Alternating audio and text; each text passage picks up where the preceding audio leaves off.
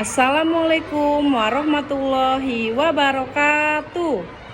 Tabik pun tebak-tebak buah manggis, makan dengan ubi jalar. Hai anak manis, mari kita rajin belajar. Baiklah, hari ini Bu Mega akan menjelaskan tentang mengenal listrik.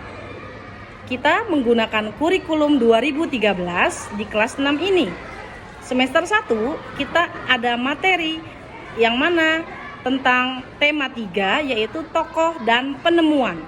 Di dalam tema 3 terdapat subtema 1 yang berjudul penemu yang mengubah dunia dengan materi komponen listrik dan fungsinya. Apakah anak-anak sudah siap belajar? Baiklah, coba sebelum Bu Mega masuk ke dalam materi, silakan kalian lihat benda yang ada di sekitar kalian. Benda apa saja sih yang menggunakan listrik? Oke, coba kita perhatikan. Pertama ada kipas, ya. Kipas yang ada di dalam kelas itu bisa hidup karena bantuan apa, Nak? Bantuan listrik, betul sekali. Selanjutnya, dispenser. Dispenser bisa menghasilkan air panas. Karena apa? Kita colok dengan listrik.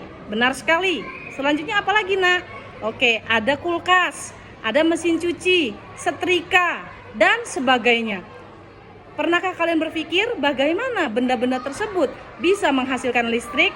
Jadi, apa itu listrik? Oke, sebelum kita mengenal pengertian listrik, kita harus tahu dulu siapa penemu listrik. Tak kenal maka tak sayang. Untuk kita mengenal listrik, kita harus tahu dulu siapakah bapak penemu listrik di dunia, yaitu Bapak Michael Faraday. Oke, siapa? Ulangi lagi, Bapak Michael Faraday. Oke, jadi apa itu listrik, Nak? Listrik adalah daya atau kekuatan yang ditimbulkan oleh proses kimia yang mana bisa menghasilkan panas, menghidupkan mesin, dan membuat benda-benda elektronik itu bisa menyala. Yang mana tujuannya adalah memudahkan pekerjaan manusia. Sekarang kita bayangkan ke belakang. Sebelum adanya listrik, bagaimana proses kehidupan manusia terjadi? Pertama, waktu bekerja cukup terbatas. Kenapa bisa terbatas? Karena manusia bekerja hanya dari pagi hingga sore. Malam tidak bisa bekerja karena tidak adanya penerangan lampu. Lampu bisa hidup karena adanya listrik, betul. Namun sekarang setelah adanya lampu, waktu bekerja manusia menjadi tidak terbatas sampai 24 jam. Kenapa? Karena ketika malam hari sudah ada penerangan lampu melalui listrik dan tentunya memudahkan pekerjaan manusia. Setelah itu, sebelum adanya listrik, tenaga manusia itu dipakai lebih besar karena belum ada mesin. Misalnya pegawai pabrik ya yang belum ada mesin sehingga menggunakan tenaga manusia yang terlalu banyak. Sekarang ketika sudah ada listrik, semua berubah menjadi mesin sehingga tenaga manusia yang digunakan itu lebih sedikit. Yang ketiga adalah dari segi komunikasi.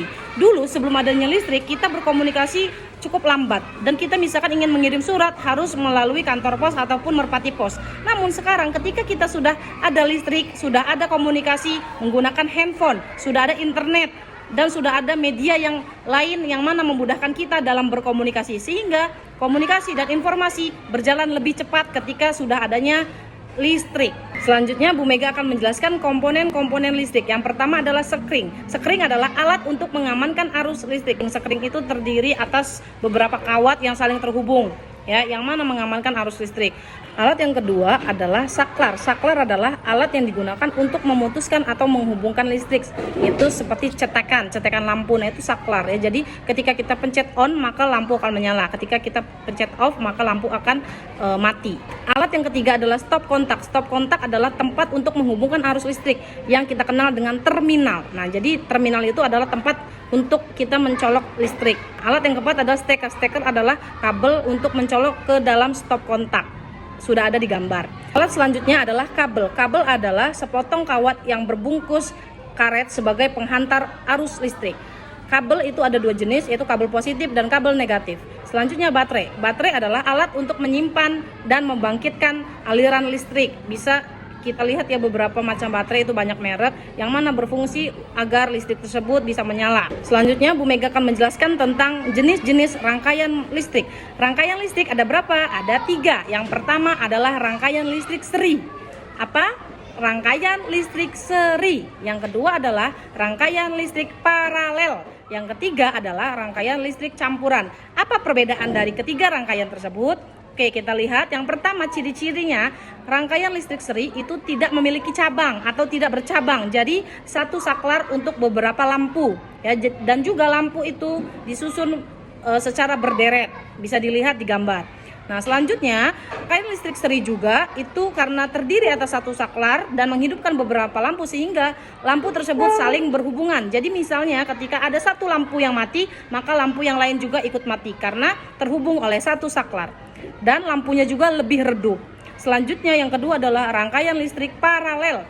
Rangkaian listrik paralel adalah rangkaian secara bercabang. Jadi setiap satu lampu terdiri atas satu saklar, yang mana lampu tersebut lebih terang, tetapi membutuhkan banyak kabel dibandingkan yang rangkaian listrik seri. Yang ketiga adalah rangkaian listrik campuran, yaitu gabungan dari rangkaian listrik seri dan rangkaian listrik paralel. Nah, jadi itu adalah kombinasi daripada seri dan paralel. Oke, apakah anak-anak sudah paham tentang penjelasan listrik yang sudah Bu Mega sampaikan? Kita ingat-ingat lagi ya. Yang pertama tentang pengertian listrik. Yang kedua tentang siapa penemu listrik. Yang ketiga tentang pengaruh sebelum dan setelah adanya listrik. Yang keempat adalah tentang komponen-komponen listrik. Yang kelima adalah tentang jenis-jenis rangkaian listrik dan ciri-cirinya. Rangkaian listrik ada berapa? 3. Yang pertama seri, paralel, dan juga campuran. Baiklah, sekarang adalah waktunya kalian mengerjakan beberapa soal yang sudah kita pelajari.